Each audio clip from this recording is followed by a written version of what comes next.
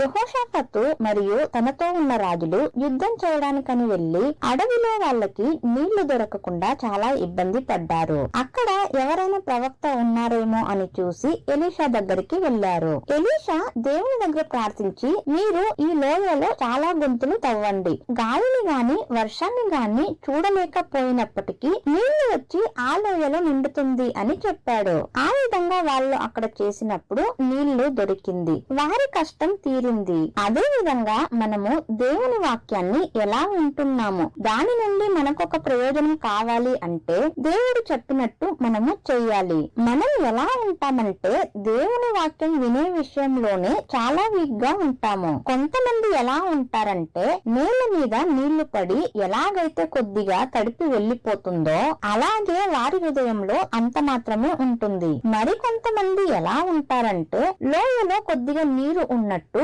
వారి హృదయంలో కొద్దిగా వాక్యం ఉంటుంది. ఇంకొంతమంది ఉంటారు బండ మీద నీళ్లు వచ్చి పడి ఆ నీరు అలాగే ప్రవహించి వెళ్లిపోతుందో అలా ఉంటారు. దాని వల్ల ఏదైనా ప్రయోజనం ఉందా? ఒక చెవిలో విని ఇంకొక చెవిలో వదిలేస్తారు. దేవుని వాక్యం చదవడం వల్ల గాని దేవుని వాక్యం వినడం వల్ల గాని వారికి ఆ వాక్యం నుండి ఎటువంటి ప్రయోజనం ఉండదు.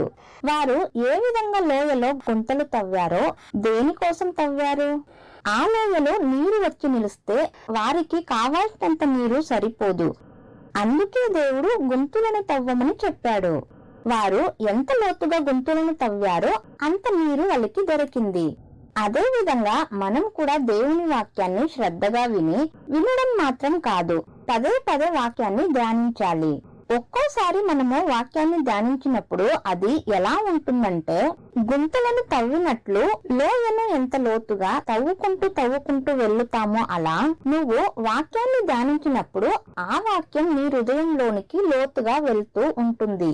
అప్పుడు ఏమవుతుందంటే దేవుడు పంపే ఆశీర్వాదము, ఆ సహాయము నీకు దొరుకుతుంది. ఇవేవీ చేయకుండా నువ్వు జస్ట్ వినేసి అలాగే వదిలేస్తే నువ్వు వినడం వల్ల గాని చదవడం వల్ల గాని ఆ వాక్యం నుండి నీకు ఎటువంటి ప్రయోజనం ఉండదు.